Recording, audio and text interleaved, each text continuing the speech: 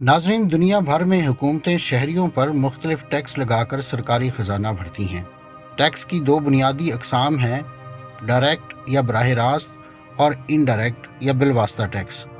Direct tax में income tax, corporation tax, property tax वगैरह शामिल हैं, जबकि इनडायरेक्ट टैक्स में हर शख्स को टैक्स देना पड़ता है, चाहे उसकी आमदन माहाना 3,000 रुपये ही हो।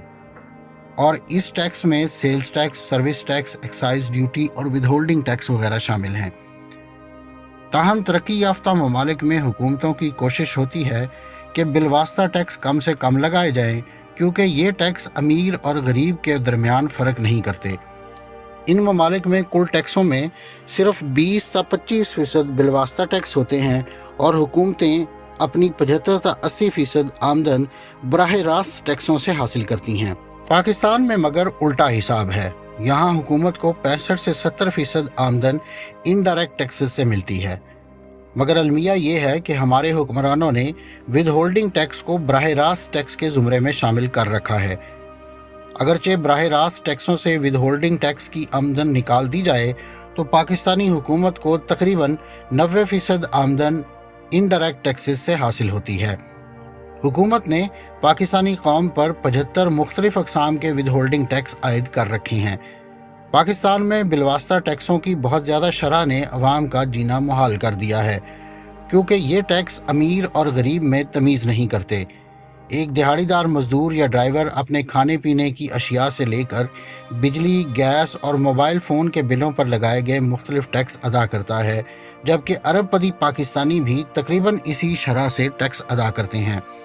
ऐसा टैक्स ज़ाहिर है निज़ाम इंसाफ के तकाज़ों पर पूरा नहीं उतरता, बल्कि ये आम आदमी पर जुल्म के मुतरादिफ है। इनडायरेक्ट टैक्सेस की ज़्यादती की वजह से आम इस्तेमाल की अशिया भी कई गुना महंगी हो जाती हैं। अमीर लोग तो ये अशिया बआसानी ख़रीद लेते हैं, लेकिन गरीबों को दाल रोटी के लिए भी बहुत जान मारनी पड़ती है। 30-40 साल पहले पाकिस्तान में भी बिलवास्ता टैक्सों की शरह कम थी, इसलिए गरीब आदमी थोड़ी आमदन में भी आसानी से गुजर बसर कर लेता था। अब इनडायरेक्ट टैक्सेस की भरमार के बायस आम आदमी को जिस्मो जान का रिश्ता बरकरार रखने के लिए सारा दिन तगोदो करनी पड़ती है, और ये मुसलसल मसरूफियत पाकिस्तानियों को मशीन बना रही है और वो जज्बात और एहसासात से आरी होते जा रहे हैं। पाकिस्तान में बिलवास्ता टैक्सों की कसरत इसलिए है कि अमीर पाकिस्तानी बराह रास्त टैक्स नहीं अदा करते। हुक्मरानों की कारकर्दगी देखकर अमीर पाकिस्तानियों की शिकायत बजा लगती है, क्योंकि इस वक्त पाकिस्तान पर करीब 27,000 अरब रुपए का कर्जा है और ये बढ़ता जा रहा है, क्योंकि हुकूमत इन कर्ज़ों का सिर्फ सूद अदा करने के लिए मज़ीद कर्ज़े ले रही है, और ये कर्ज़े गैर अहम तरक्याती मंसूबों पर लगे या हुक्मरान तबके की करप्शन की नज़र हो गए। हाल ही में हुकूमत ने तनख्वाहदार तबके पर भी एक बहुत बड़ी मिकदार में टैक्स लगाया है, जिससे मिडिल क्लास की मुश्किलात में मज़ीद इजाफा हुआ है।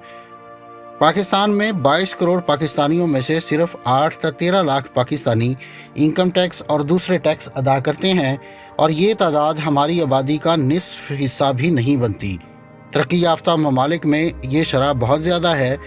स्कैंडिनेवियन कंट्रीज़ में 40 से 50% आबादी टैक्स देती है, जबकि हमारे पड़ोसी ममालिक भारत, बांग्लादेश और श्रीलंका में भी कुल आबादी का 2 से 5% हिस्सा टैक्स अदा करता है।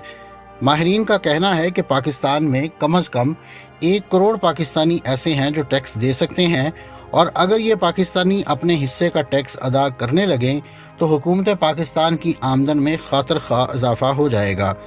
तरक्की याफ्ता ममालिक में हुकूमतों की आमदन का बड़ा ज़रिया इनकम टैक्स है।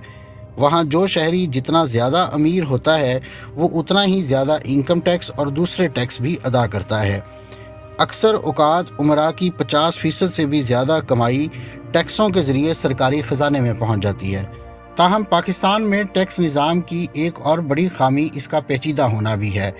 18वीं तरमीम के बाद सूबे भी कुछ टैक्स लेते हैं, यहाँ तक कि यूनियन कौंसिल की सतह पर भी नए टैक्स लगाए गए हैं। इससे पहले ही पेचीदा निज़ाम मज़ीद पेचीदा हो गया है। ताहम हुकूमत की तरफ से टैक्सों की इस भरमार के बावजूद अवाम के लिए कोई रिलीफ नज़र नहीं आता। ताहम अवाम ये समझने में हक बजानिब है कि उनके टैक्सों का पैसा शायद सही तौर पर खर्च नहीं किया जा रहा। ٹیکسوں کی آمدن میں اضافے کے لیے جہاں حکومت کو دیگر اقدامات کرنے ہوں گے، وہیں ایسے اقدامات بھی کرنے ہوں گے کہ شہریوں کا اعتماد حکومت پر بحال ہو سکے۔